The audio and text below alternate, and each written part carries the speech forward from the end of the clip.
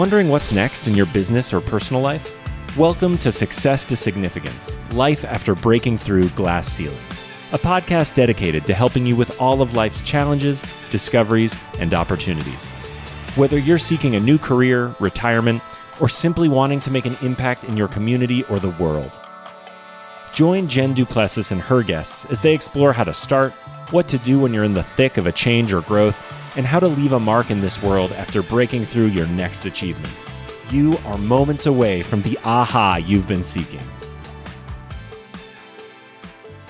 So, welcome back to another episode of Success to Significance. I'm your host, Jen Du Plessis, and I am absolutely delighted today to introduce our guest, Jess. You got to say it, Jess. I even asked you. Mejia. Mejia. I even said it's like mojito. I'm going to get this. I'm going to get Okay. But that's what everyone who listens loves about what we do is that I'm not perfect and I don't want to edit it. It's just what happens. People botch my last name all the time. So Exactly. I know it's so funny. And here's the funny thing is, I don't even care what your last name is because I know you as Jess, right? I mean, that's what we had the wonderful privilege of meeting each other at a Women of Influence mastermind retreat. That's a mouthful too, right? It was a lot of stuff, a lot really crushed into a few days. And, I think there were 19 of us or something, 16, 19 of us. And, I just went, Jess, I like Jess. I like Jess. We did. We really hit it off really well. So let me take a minute here just to quickly introduce you. And then we want to hear your story of how you have broken through glass ceilings. So Jess is a life coach and is a second generation Honduran American woman defining generational poverty and empowering ambitious women around the world. So her focus is specifically on helping women. She's the founder and CEO of the Curator, the Fempire Brands, which I'm not really sure about. So we're going to talk about that today. And the Audacity to be ambitious podcast. I love that because, as you know, I'm working on a TV show, right, in a book that says, "Tell me I can't." The audacity to say that you can. It's crazy. And she's also the creator of a special model. We're going to talk about the model to help people overcome adversity. So welcome to the show. I am so excited to dig in and talk about your stories and share with others so that you can inspire them as well. Yes. Thank you so much for having me. I love being able to use stories as a way to inspire other people and to always let them know, whether you think it or not, your story can change someone's life. Oh, absolutely. So your story is about ready to do that for two reasons. You got a couple stories. So, we talk a lot on this podcast about breaking through glass ceilings and, everything from success to significance and making an impact. And I know that's something that you're doing for other people now as well. But there's multiple ceilings that we break through over our lives, right? Not just one. So let's dig in and tell us about what happened to you, because you have a very poignant story that happened to you that really was the catalyst for everything that brings you to where we are today. Oh, awesome. I would love to share. And excited to be here because that's the success to significance. I feel that. So you'll hear it in the story. So since I was young, one of the very first things I ever wanted to be was a motivational speaker. And, but people tell you, but for real though, what do you really want to be? And so over time, I was groomed to be more acceptable for society within their limits. And while I always had this dream to have audacious and ambitious goals, I loved chasing them, but I always was set back by things in my life, these things of people telling me to slow down or that I was too loud or too much, or I'm, smart for a Hispanic girl, which was not technically the terms I heard, caused a lot of insecurity over the years. Even though I had an outwardly appearance of confidence and voted most likely to become famous as a senior, I was always fighting an internal battle. So as I got married at the age of 24 and became a mom, and my husband was an active duty Marine, I encountered a significant identity crisis and slid right down into postpartum depression. And with everything else that I had experienced in my life, I didn't know what was next, how I would get there, or didn't really have any passion behind my existence. So my husband gets out of the military, and to like really move this fast forward, the year we moved back to the state of Missouri, my mom was diagnosed with her third round of cancer, and within 4 months, she was gone. And I had a pivotal moment that I look back on. I went into her room to say goodbye to her body. But as a stay-at-home mom with my husband at the time in a highway patrol academy that he could not leave, I was trying to put learning songs on a tablet for a 1 and a 2-year-old in a double stroller at 1 a.m. before I could even turn around and acknowledge my mom's presence or the loss of that. And I thought to myself for a split second, is this my life? Now, fast forward a few months later, I was going through a pile of my mom's things in my sister's garage where I find a notebook of hers.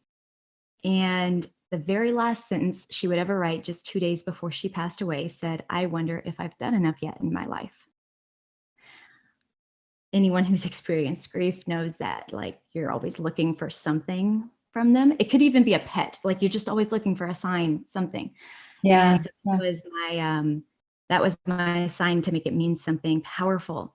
But what was holding me back was what I said in the beginning: my mind, the depression, the identity crisis. How would somebody like me make my life mean something more, so I would never ask myself this question? And that is when I found the model. So through a simple Google search, after a huge mental breakdown one night, I just Googled, how do I change the way I'm thinking? Like, I tried to get as basic as I could.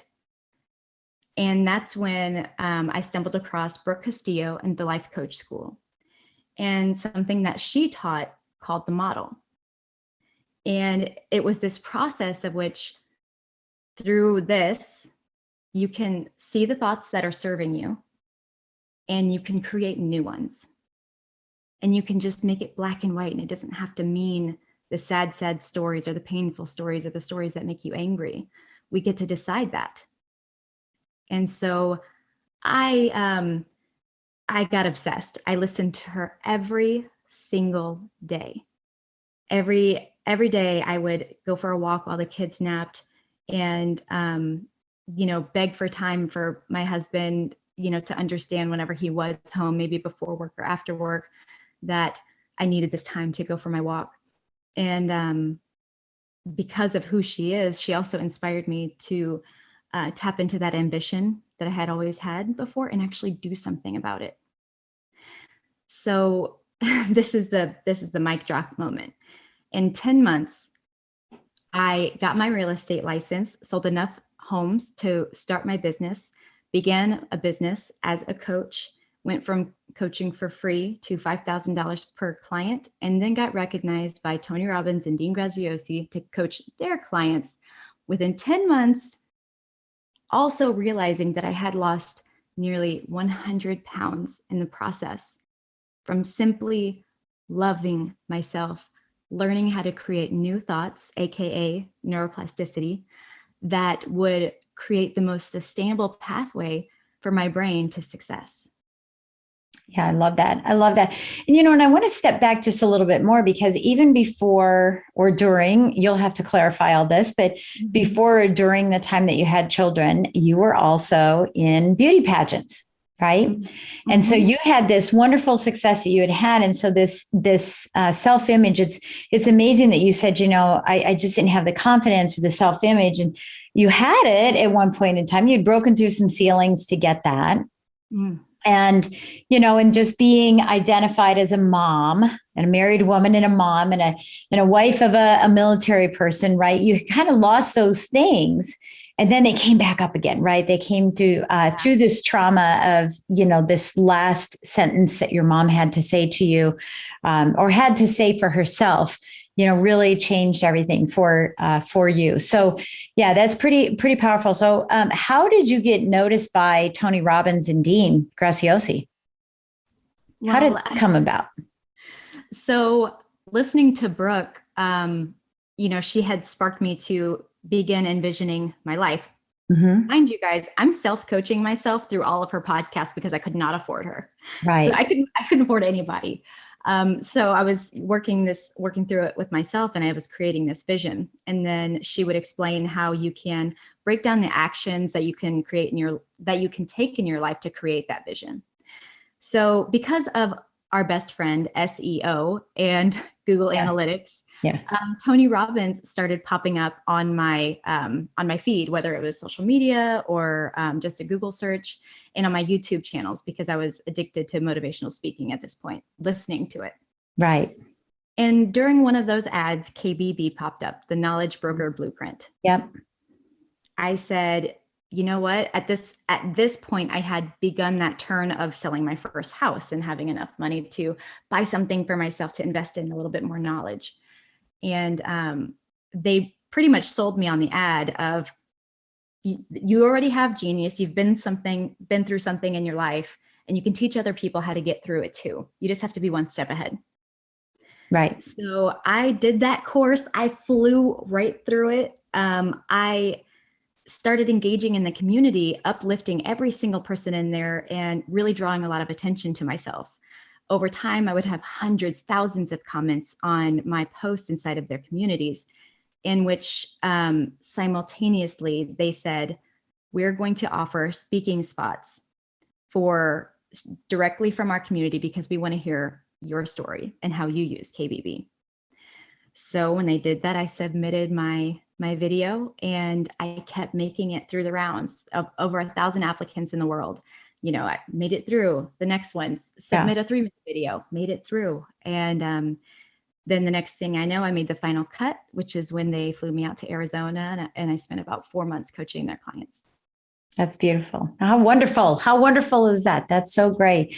And I'm sure that elevated your confidence level as well. So let's talk about how you were taking care of yourself. And we may need to go right into the model as a result of this, because losing 100 pounds. And as you said in the green room, I lost the first 80 without even knowing it because I was taking care of myself.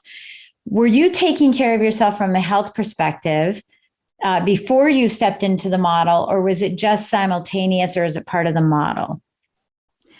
Well, the model can be applied to anything in life, but I did use it for the thoughts that I was having. So my mom passed away from her 3rd bout of cancer, but she also had type 2 diabetes, which exacerbated it so much quicker. Yeah.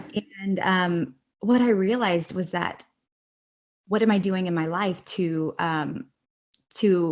aid my quality of life and work against preventative disease? Because my father also has high cholesterol and had heart attacks. And so I really just wanted to be aware of this. I knew that that's what I wanted. As I listened to Brooke, and I'm learning the model, she said, instead of thinking that your body isn't good enough or that you have a fat body, she was like, why don't you just bring it back to, I have a body. And she had this challenge where you would notice everything about your body. So I'd step out of the shower, and I would begin this ritual of, it actually started in the shower. So I'd wash my whole body and be grateful for it, nourishing my skin, cleaning it, cleaning my hair, knowing that I'm respecting and providing my body as much dignity as it deserves. Getting out of the shower, putting my leg on the counter, and putting lotion on my skin so that I'm nourishing my skin even more, preventing cracks or dry, flaky skin or rashes or anything like that. And just like treating myself like I am the queen, like this vessel is what is everything. And through that, I actually created such a passion for respecting my body that I naturally became interested in, well, what am I putting in it? If I'm putting Yeah. all of these things on it and I'm scrubbing it clean and I'm moisturizing, what am I putting inside of it? So I started learning about food and chemicals, high fructose corn syrup. Actually, that helps cancer grow. And so when I started doing that, that's where the pounds were coming off. I knew I had lost 80 pounds, but the first 20, I didn't know. I was just like, man, this shirt doesn't fit. These pants are like, I have to pull up these pants. Did they get ruined in the washer? Because I did not believe I had lost weight. Yeah. Which, by the way, I had gained this from emotional eating during my pregnancies. Yeah. And being that stay-at-home mom. So I did notice that, but when I went for my walks every day and I listened to the podcast and I wasn't eating anything with high fructose corn syrup, I learned to stay away from count chemicals, not calories. It happened as a byproduct of me loving myself. I often tell people, when you drop the hate, you lose the weight. Oh, that's so cool. I love that. Yeah.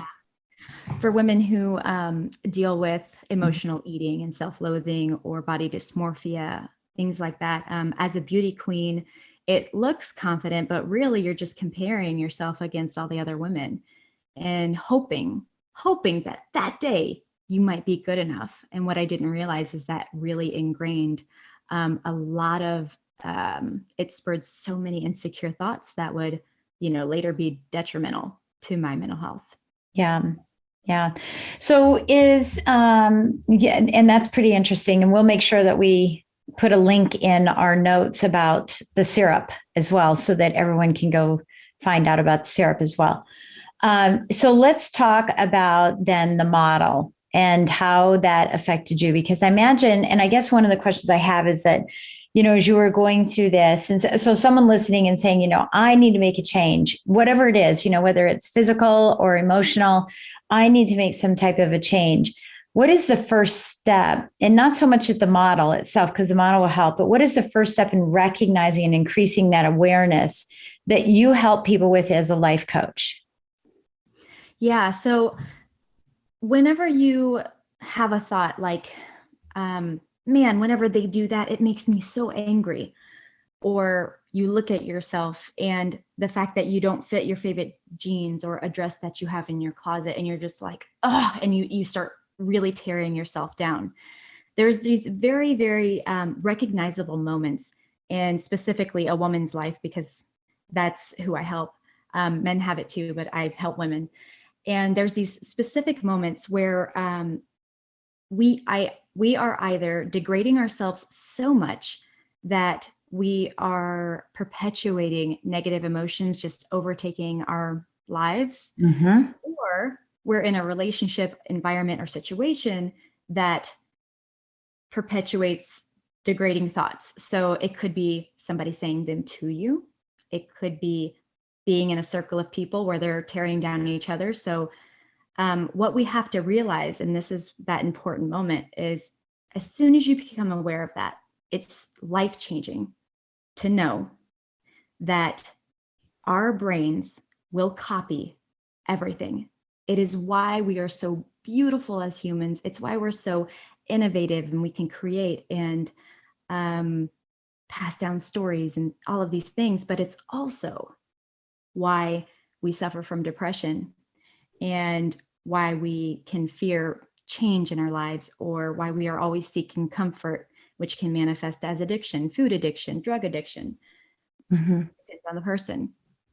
And so it's about creating, recognizing that moment and noticing what that environmental factor is that is perpetuating that thought process, and then doing the intentional work to work on your neuroplasticity with a new thought framework. Yeah. And I do think, thank you. And I do think that that's important, because we can't just share the model and say, okay, here are the steps. Here's what you do. If you're not emotionally prepared for it, if you haven't heightened the awareness, increased, the recognition of what's happening on a daily basis to really understand that. So let's just say someone's listening and they're like, oh, I told myself that, I'm fat today or whatever people do, right? I told myself I'm this, I told myself I'm that. Is that just a one-off kind of thing? Or is that, oh, I told myself and now I have to go into the model? I mean, where do you see this as writing it down for 2 weeks and just saying, these are all the negative things I've said about myself for the last 2 weeks. I need help. Or, what are, yes, increase the awareness, but is it one time and okay, now I need to jump into making this happen? Or is there a pattern of awareness that needs to happen so that you say, I've had enough. And I have to make a change, because otherwise you go into the model and you're not quite ready. I'm thinking, but I don't know what is the process there that someone should go through. Oh my gosh, Jen, I love this question. It's such a good question, because when you put it that way, it can be like chronic dieting. Yes.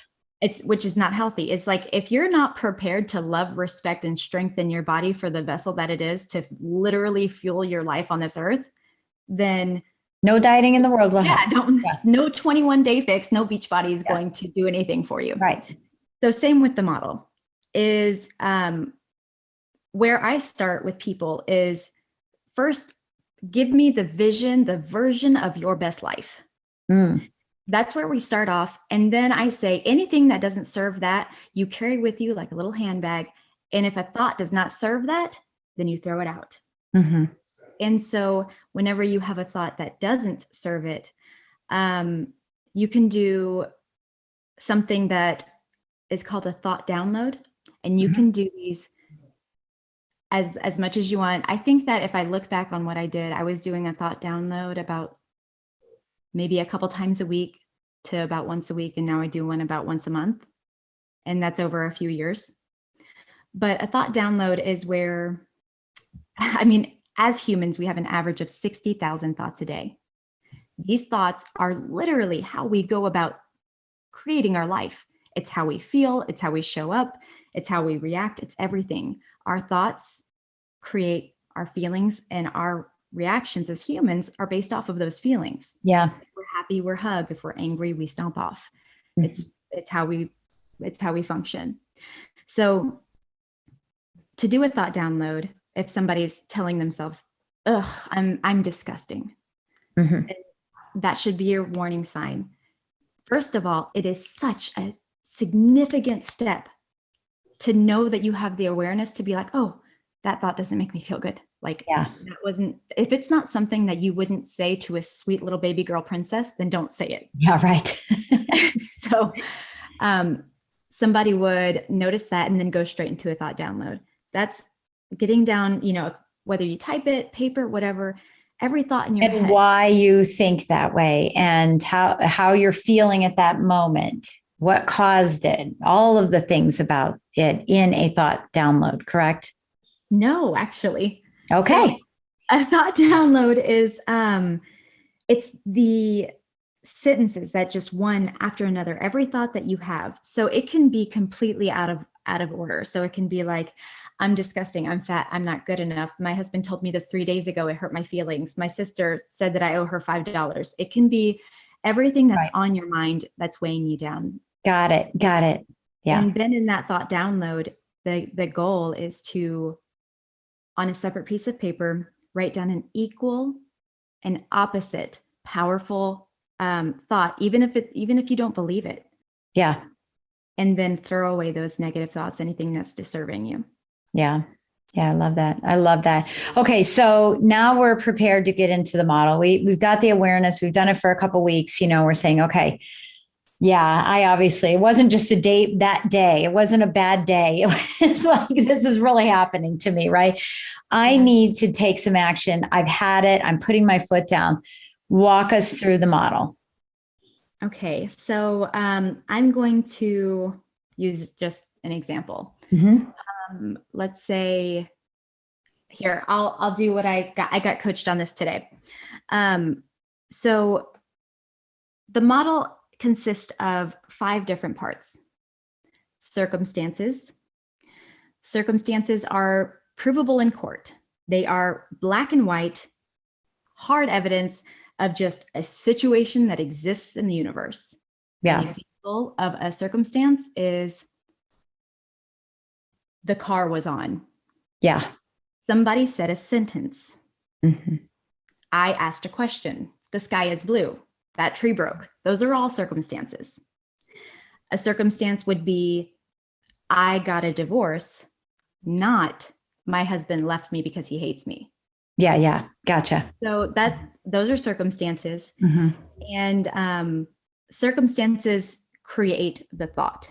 So Mm-hmm. things happen, and let's say a tree breaks in the yard, and that's a circumstance. Our thought is, well, wow, I'm glad nobody got hurt. Yeah.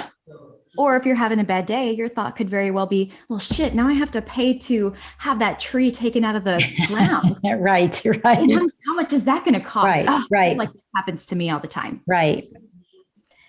So that would perpetuate a feeling or cause a feeling. So we've got circumstance, tree broke, thought, dang, now I got to pay for it and fix it.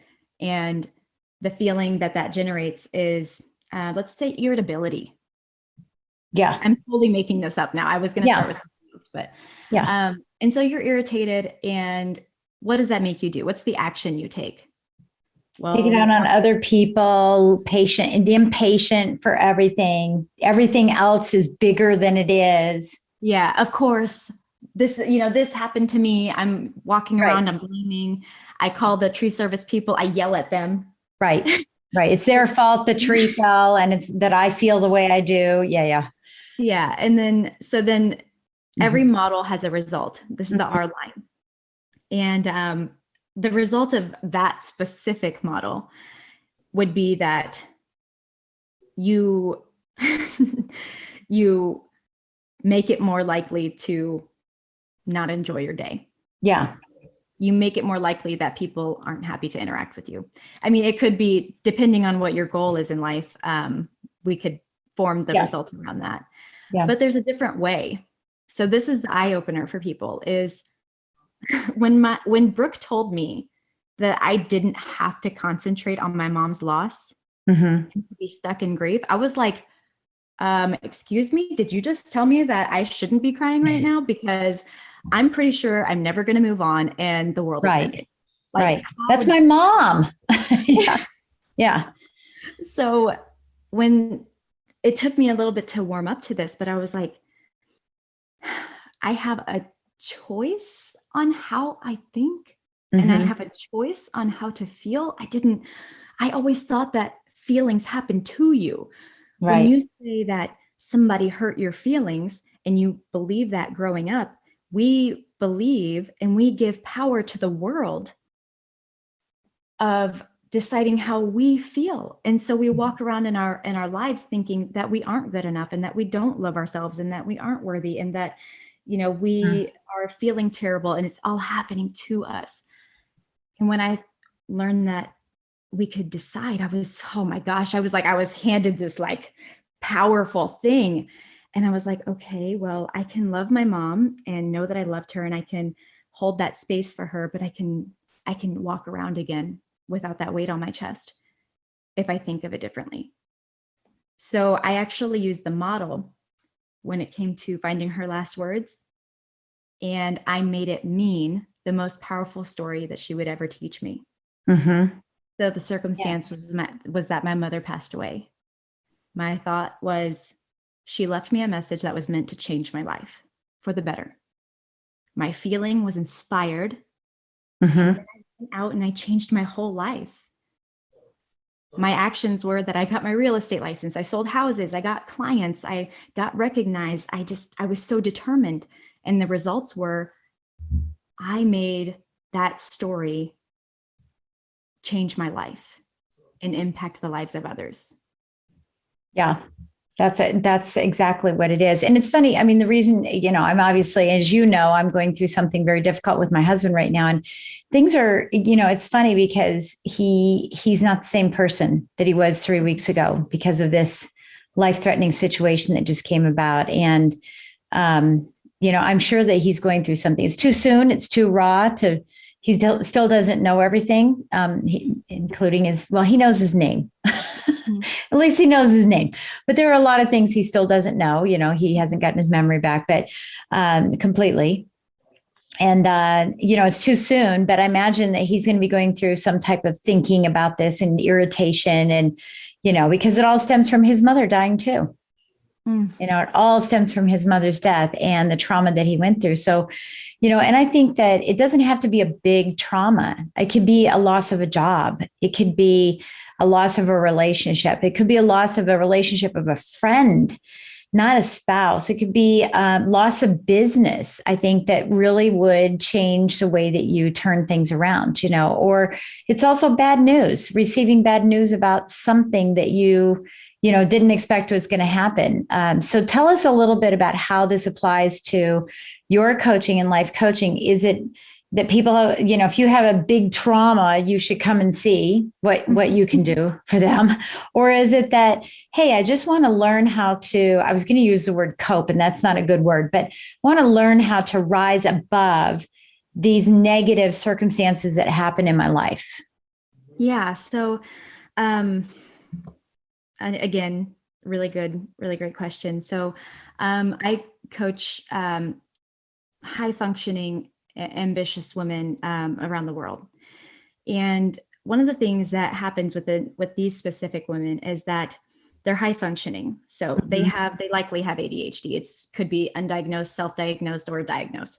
But the reason why I say this is because they're creators. They think a lot. They come up with massive ideas, and they have the ability to help so many people, and they're known for being helpers. But because of this, they either have before or currently are putting themselves on the back burner. That fulfillment, that walk that they like to take daily, that food that they like to eat, that just maybe that hobby that creates fulfillment just within their soul, listening to music, painting. And I help them overcome this, or should I say, I'm like a mirror for them to say, here's your thoughts using the model. And I just want to show you what's working for you and what's not working for you. I want to show you that if you want to get here on the map, that this air quote negative thought or emotion, it's going to take you on a course that you don't want to go. It's not going to lead. It's going to fog up your mirror. Yeah. I could be able to see. And so through the model, I can help them. It's always with like business coaching on one side, life coaching on the other, because it's like, hey, if you want to execute this goal, if you want to attain this, we've got to make sure you can believe it first. Yeah. So let's figure out what it is that's holding you back from believing it. Let's clean that up. And then let's see you go out and do your thing. Yeah. Yeah, I love that. Absolutely love that. Yeah, I think that's really powerful. And I think that you figured it out and you got it down pat. And of course, everyone could go read about it, but it's more beneficial when, again, like you said with Tony and with Dean, is the key is to be one step ahead of someone else saying, hey, I can show you the path. I can show you the path, and we'll get there faster than if we try to make the mistakes and go off the path every single time, as we're trying to figure out our roadmap and read our map and turn our map around and try to figure it out. Right. That's okay. So tell me about For the Fempire. What is that brand? Yeah. So backstory on Coach Curator, so we can understand this. I came up with Coach Curator because I was coaching these ambitious women. And then after they would have their breakthroughs and believe that they were like unstoppable superheroes, which they are, they would then need help with some vision or creativity branding it. And so I organically wound up building Coach Curator because of that. After a couple of years, I realized I'm only building female businesses. I'm only branding female businesses. I'm only, coaching these women. And together we are the Fempire. So on another business venture that I have, that was the tagline, is that together we are the Fempire. And I began saying to people as I'd introduce myself or whatever it may be, I'd be like, it's for the Fempire. We're meeting, it's for the Fempire. We got a summit, it's for the Fempire. Right. I'm making a merch line for yoga pants for the Fempire. and I realized I was saying for the Fempire all the time. And so what I wanted to do is, as somebody who brands, I know a brandable name as soon as I hear it. And I was like, okay, let me go ahead and snag that. And I used to have a site called justthelifecoach.com, but I changed it to forthefempire.com because my branding's for the Fempire, my life coaching is for the Fempire, and everything that I touch, do, and grow is for the Fempire. Yeah. I love that. I love that. Yeah.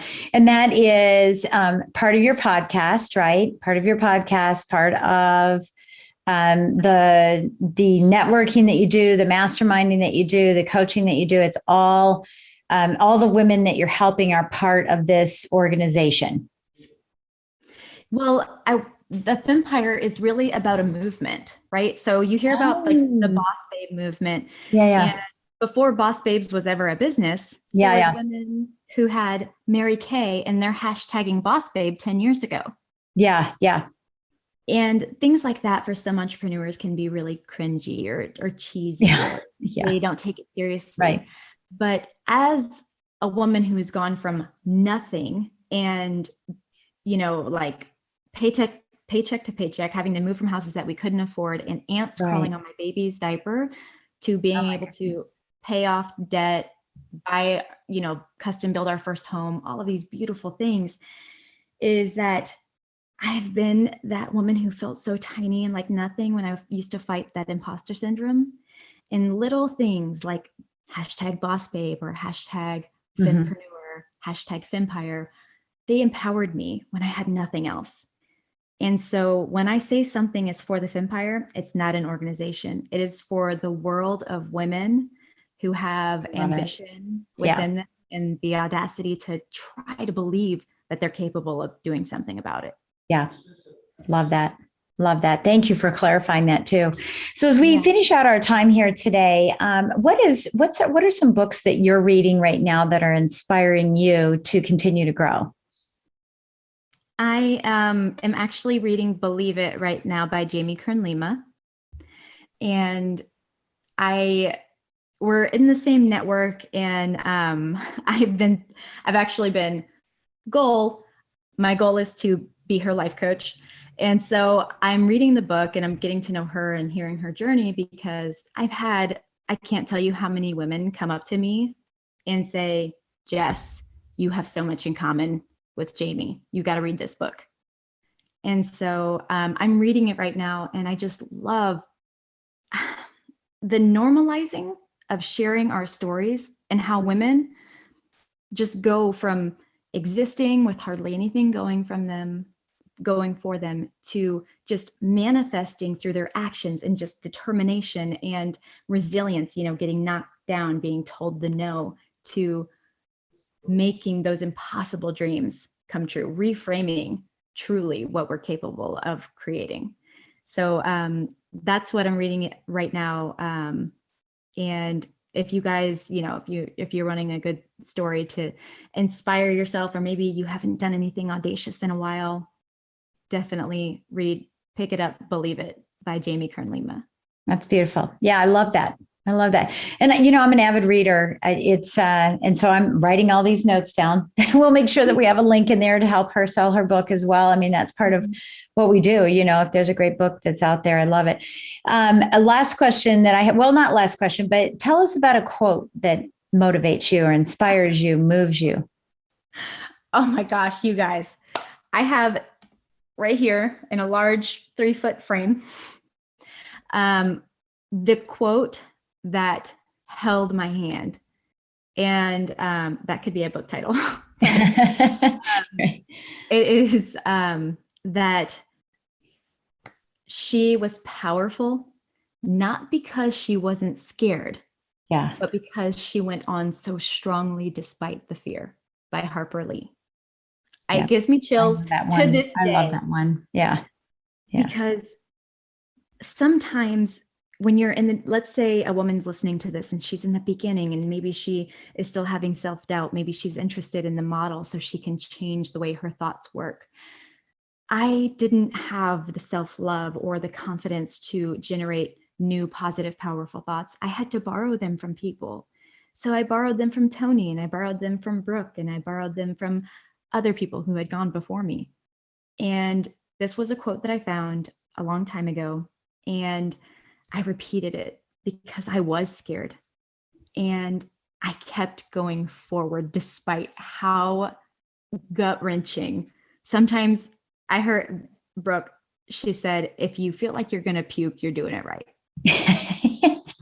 I love it. That's the funny way. I feel like those two quotes complement each other. One's more eloquent, one's just real life. Yeah. Yeah, that's interesting. I think that's beautiful. I mean, and as soon as you started reading it, I only heard the first 3 words and I thought, oh yeah, I know this quote. Yeah, I know this quote because this is so powerful for most women, and for men that are listening to this, because there are plenty of men that listen to this as well. This is how you can help empower your woman. This is how you can support them and build up their confidence and be, that's one of the beautiful things that I love about my relationship with my husband of 38 years, right? We've been together. I love saying we've been together because everyone says that, right? We never used to say, well, we've been married for 3 years, but we've been together for 18. I'm like, what was your problem? Right. But, but we've been together for 42 and we've been married for 38. When I say that, I can't believe I'm old enough to say it, but it's the truth. Right. Mm-hmm. And that's one of the things I absolutely love about him is that he's always been supportive of me, even when he hears something that's powerful for women. So he doesn't discredit it. He takes it on and says, hey, Jen, look what I learned. Or, he doesn't say anything about it. And he just starts working it. Yeah. Right. Just starts working. And I go, how come you're acting different? He goes, well, I learned this thing that I'm supposed to do for, So I really love it. I think it's beautiful that he said that. Yeah. So as we leave today, not tell us. I can't believe I interview people all the time and I have one of those moments. Yeah, I know. What would you like to leave us with today? If there's a thought, if there's an action item, what would you like to leave us with today? One of the things that I think this is one that I was going to share with you before, another quote, and that is that it's not the conditions, but the decisions that create the quality of our life. And that goes for everything that we talked about today is, do you want to learn how to decide? Do you want to learn how to defy a circumstance that you've been placed in, whether it's generational, economical, if it's because of your race or ethnicity? Me as a Latina, I had to overcome what society expected of me. Mm-hmm. And instead of letting society or the rest of the world frame what my condition was and what I was going to be capable of creating, is I just want to remind everybody that is whatever you decide will happen, and you'll create the quality of your life based on what you decide to do every day. Yeah. That's really, really important, and I think about that, even with my daughter and things that she goes through. And I love sharing my stories on my podcast too, because my life is constantly changing. And it's funny because, I'm faith forward. We talked about that. It always seems that God brings the right person on the right day for my podcast interview, and not the day it's released. And maybe it is for my listeners. They're like, oh, this is exactly what I need to hear today. But for me, it's exactly what I needed to hear, because there's, with what's going on in our household, with my husband, and, my daughter's going through some things. And, I think that really, I love that particular quote. And I know that was in your bio as well, as just, it's not the conditions, but the decisions. And it really is how you react to things, right? And how you take in what you have and bounce it back off, with your superpower, and don't let it be your kryptonite. Right? Bounce it back off of you and say, no, it's not going to happen, and use your golden, right? Use your golden like cuffs. The Wonder Woman cuffs. No, it's not going to happen, right? I'm not going to let it happen and come in here and be my kryptonite. Yeah, I love it. And I think that's for men or women. And we can take so many things in. And we've gotten soft, as we're recording this. This is at the end of COVID. We're finally at a point where we don't have to wear masks anymore in most places. And, we've gotten soft in the sense that we have been like sponges and absorbed and absorbed and absorbed and absorbed. And now it's time for us to kind of wring that out and start anew.